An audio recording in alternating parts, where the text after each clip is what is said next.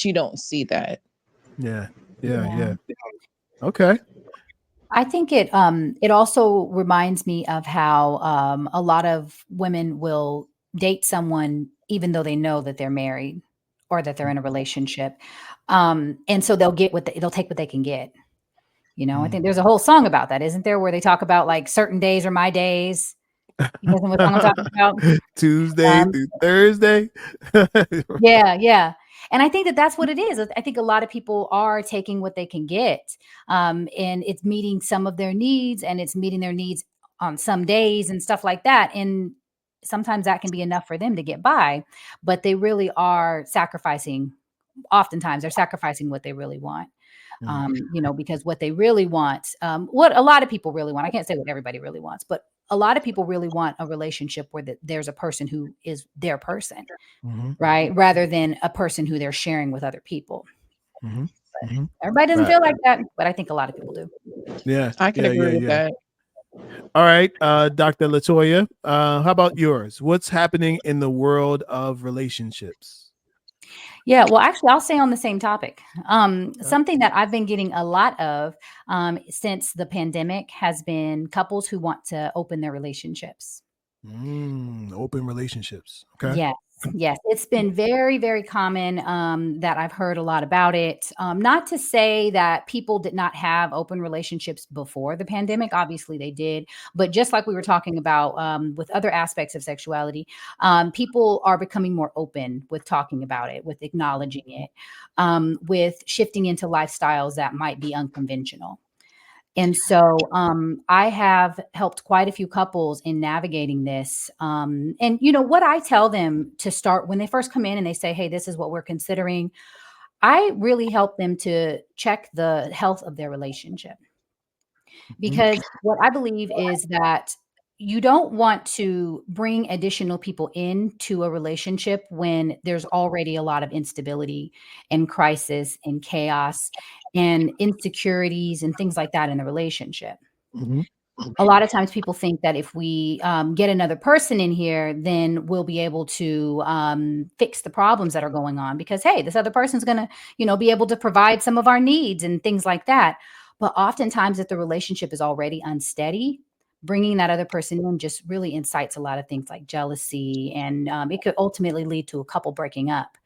I know in my personal life, people who I've met over the years who have invited someone else into their bedroom, and then one of their partners has left with the other person. Yeah, that happens. And it happens, right? And so I really talk to my couples about that, the importance of making sure that you get your foundation right, and then evaluate if you want to bring someone else into something that's more healthy. But yeah, that's been something that's big.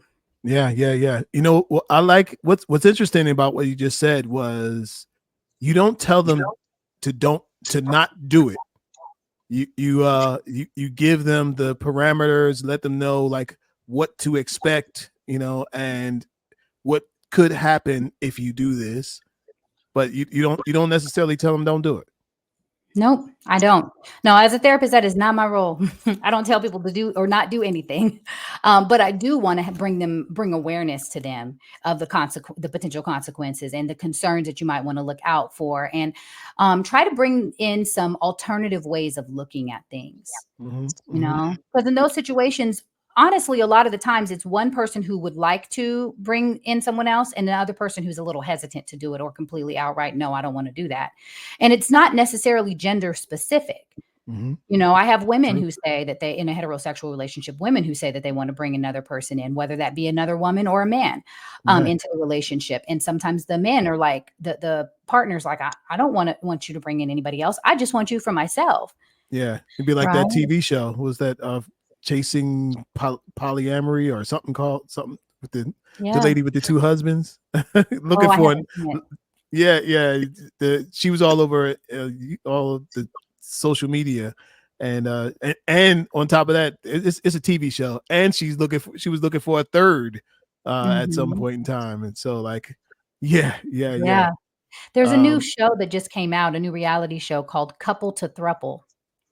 And it's the same thing. It's couples. It's a reality show, so it's like kind of like a dating show. The couples come on, and then they the purpose of the time is that they meet with a sex therapist, and they meet with other people, and they're trying to assess, do we want to open up our relationship or do we not? And by the end of the show, they have to decide to change into a throuple or to stay as a couple. Yeah. You know, I had a guy that I was that I was working with, and he said that he had 2 girlfriends. They were all in their like mid-20s, and he said, well, you know what, people were asking him like, how does he make this all work? And man, you did it. You got every man's fantasy. And he was like, well, I mean, it's not what you think it is. And he said, if you think it's difficult to satisfy one woman, imagine trying to satisfy 2. And he says, I also have to satisfy them with their sex drive. And he's like thinking towards the future, like look, I'm barely hanging on right now. He said, I'm barely hanging on right now, and I'm 27 years old. I can't even imagine, in let's say 10 years, if this continues. He's like, I don't know if I'll be able to keep up with this, because I'm barely keeping up now, and people don't really think of all of those little things that that you'll have to confront once you say yes to this dream, this fantasy. Some fantasies need to stay in your head. Yeah. What you think, Nessa? What you think about I could definitely agree with some of the fantasy, but I had a conversation with a client about something like this, and like you said, you can't tell them what to do, right? But one thing I took away from that conversation was that once y'all are not in a relationship, it's okay. If everyone involved is not in a relationship and there's no relationship involved, go for it. Because when feelings start to get involved, it makes a mess, because there's a lot of planning that goes into these kind of things. You're going to have to know your day. Like, it was just so much. The conversation was so overwhelming that I had to try my best to keep a straight face, but I had to kind of wrap it up really quickly, because I was very uncomfortable with that, because I think I was too personally invested in the fact that it's so much work and planning. And I understand where they were trying to help me to understand about it. And I'm okay to say I'm always ready to put on my learning gears and learn, of course, right? And they were letting me know that it's one household, it's one type of bills, it's financially healthy because they're saving money. So instead of paying the rent and the bills in this house and that house, they're doing it in one house. So bringing everyone under one umbrella. And if one already knows about the other, what's the point of keeping them a secret if you already know about the other person? Let's just live together and make it easy. And then they talk about bringing in the kids. So I'm like, oh my goodness, you guys are positioning the kids, training the kids for a next generation to continue this behavior on.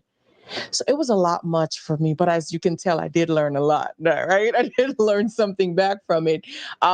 Financially, I guess I see how it works financially, but emotionally though, are you really emotionally okay with this? Mm-hmm. Yeah. Maybe I'm different. I want my person to be just my person. It's just us. Like, no, I don't have the vacancy for that. No, I get attached too easy, and I love really hardly, and I don't know how to do anything else. So unfortunately, that's a pass for me. If I should insert my personal feelings in this, right? Yeah. Yeah. I mean, I think that that's what it's all about, right? Is that people need to make the decision for themselves of what's right for them, because people are just going to like different things. And in a lot of ways, just as we were talking about the identity of someone's sexual identity, it's the same with whether they identify as monogamous or whether they identify as poly. And so, a person who identifies as monogamous is oftentimes going to look at a person who is wanting to be poly and be like, why would you ever do that? I would never want to do that. Just like you're saying, that's how I am too. I'm monogamous, right? So I want to be with one person, and I want my one person to be my one person. Right. I don't want anyone else involved, but there's a lot of people who don't feel like that. And so they are Mhm. more open to having multiple people and to bringing them even with the kids and stuff like that. But Mhm. I feel like there's a lot of benefits, like you said, as far as it takes us back to Mhm. a more community focused space. You know, back in the day and in other places, in other countries and things like that, people would live in communities. So Mhm. you had a lot of people, the village to take care of the kids, right? It wasn't just the responsibility of one couple to take care of everything. You Mhm. had the village to help with the financial stuff, right? And so now to go into a space where we're all isolated and it's just a couple in a house by themselves and they have to figure it all out with the kids, sometimes it can get overwhelming and people put a lot of pressure on their partner to help more and stuff like that. So having an additional person, it has its benefits, but you got to be down with it. If you're not down with it, then, you know, it's not for you. Yeah. The down with it part is what I see as the problem. And just the problem is you have to be willing to have the conversations.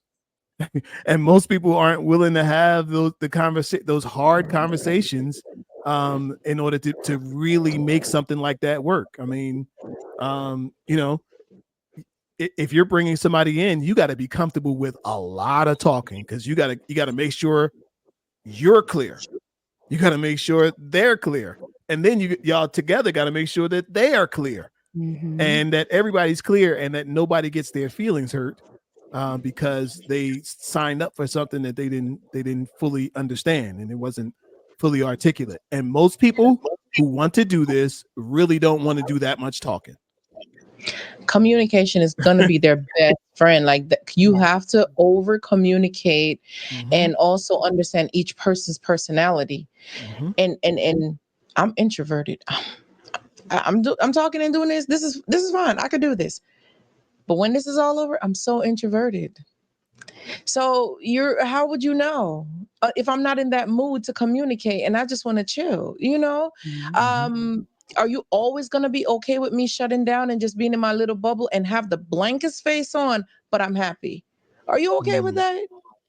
And these are some of the things that communication is going to take center in any relationship at all, let alone a relationship with a third person. It's Mm-hmm. hard to communicate with one person as is.